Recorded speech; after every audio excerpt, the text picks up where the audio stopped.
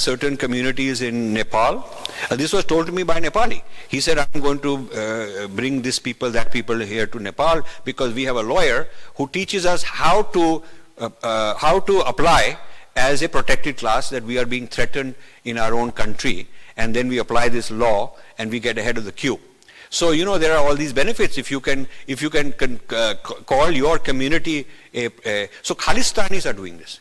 Because the Khalistanis are applying to Canada for special, you know, refugee status on the grounds that in Punjab they are threatened and their life is in danger, and they have to give some example and come up with some claim, and then based on that the lawyer can push it through and they get in. So this is, so it's a whole racket. This business of victimhood is a racket that we have to understand, you know, what it is.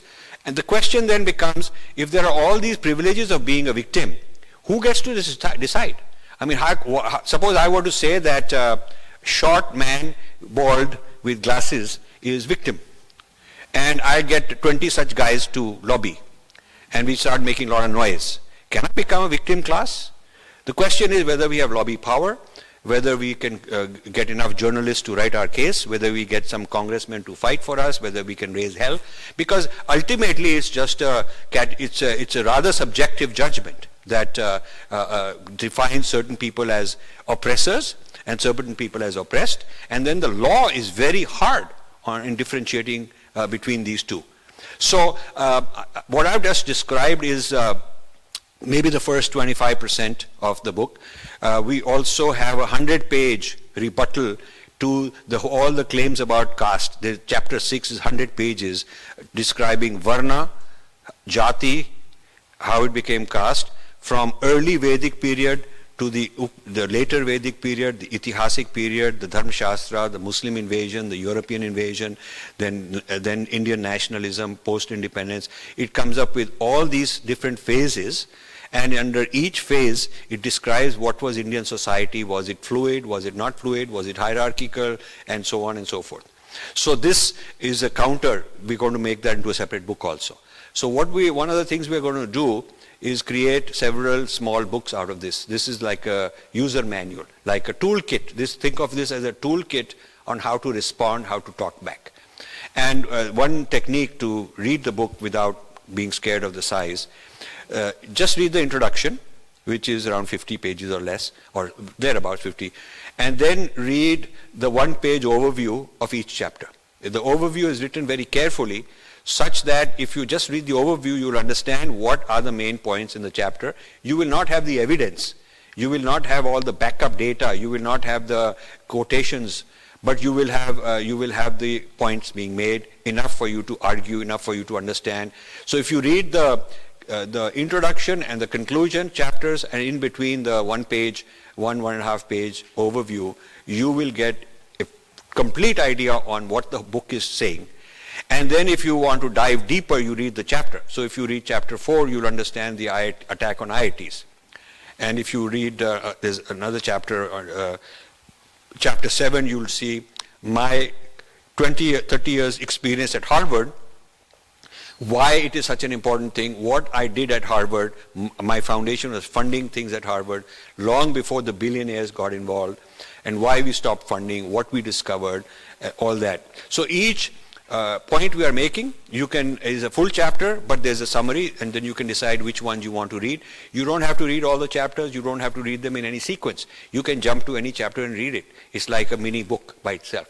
So it's a collection of books, if you will, for our community, a toolkit on how to talk back, how to diagnose what the other guys are saying, what are the flaws in their arguments, what are our counter arguments. That is what it is. Finally, I want to say, besides these points I discovered, which are articulated in detail that I already mentioned, one of the surprises was that Indian billionaires are funding this kind of work at Harvard. So, you know, my foundation was giving grants to Harvard for visiting professors for multiple years, 6-figure amounts we gave each year. And then we were giving grants for Indology Roundtable, we were bringing people from all South Asian places and having a round table to discuss ancient Indian history and all that. And that's where I discovered the deep bias on this Aryan invasion theory, the deep bias on this casteism. They were studying the Munda tribes to show that the Mundas are even deeper down below the Dravidians. There is the Aryan oppressing the Dravidian, and below the Dravidian is the Mundas. And so they're really trying to come up with a breakup of India kind of a scenario. So I tried arguing back with them, it didn't work. I started writing articles, but they said, you are the donor. So I'm on the one hand the donor, and they're organizing a big conference with my donation. On the other hand, I'm writing a critique of what the heck they're doing. And so eventually I decided I'm going to stop funding. And there was a period when no funding was coming. And that's when they sent a delegation to India to bring Indian industrialists to start funding.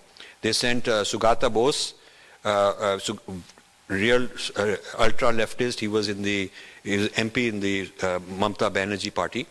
And along with Amartya Sen and Homi Bhabha, who is the head of the Mahindra Center at Harvard.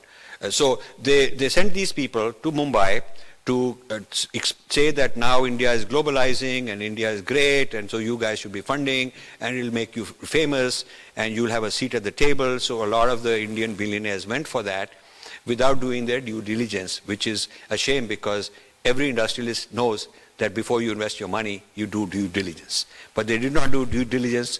So my book is a due diligence gift to them, saying, Mr. Mahindra, you set up this Mahindra Humanities Center at Harvard, and this is what they have done with your money and your family name for the past 10 years.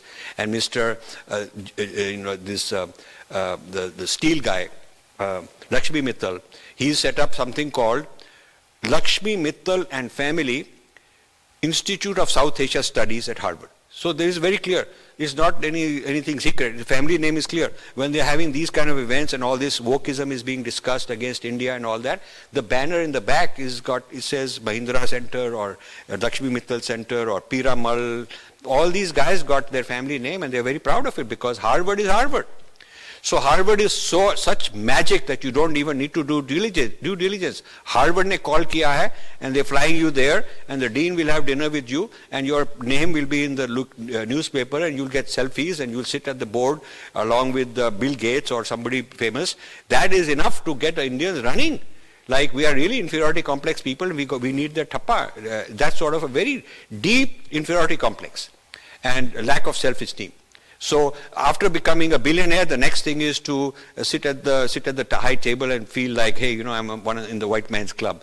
And so this inferiority complex has taken our billionaires to fund things which are working against us. But guess what we are doing? We're exposing this. We're not accusing them of doing anything wrong because it's their hard-earned money. They can do whatever they want with it. But then by the same token, we also have the freedom to criticize it. We have the freedom to expose how it's harming us, how these kind of things are coming back to India. So that's part 3 of the book, which says how all this wokeism applied to India, this critical caste theory and so on, is now coming back to India through Ashoka University, which again some very rich people have set up, Kriya University in the south. There is Azim Premji is involved in this through his institutions. There's Tata Institute of Social Sciences. There is Godrej. There are Bajaj. There are all these kind of people involved. We have named them. And basically we are respecting their right to do whatever they want with their money. And we are not insinuating anything unlawful on their part. We are just saying maybe they're misinformed, maybe they've been taken for a ride, but we would like to engage in a conversation with them. So we are applying pressure from 2 sources. One is the public, which is quite aroused in India. Quite a lot of people are now quite ticked off, and there's a lot of social media activism. We're going back in February to do more discussions. In fact, we'll go to Mumbai and invite all these billionaires to come and discuss with us. So that is one pressure point, the public. The second is government. Government is also interested, and so they've asked me for insights, and they've asked their own people to start reading my book. They want to know what is going on because obviously on the one hand, Ambassador Jaishankar is out fighting these things and he's not saying everything is well, we got soft power, there's no problem. I mean, he's concerned that we are fighting these things. And on the other hand, our own billionaires are funding these things, indirectly at least. So I will stop there because this is the basic information you need and then I can address questions. Thank you very much for listening.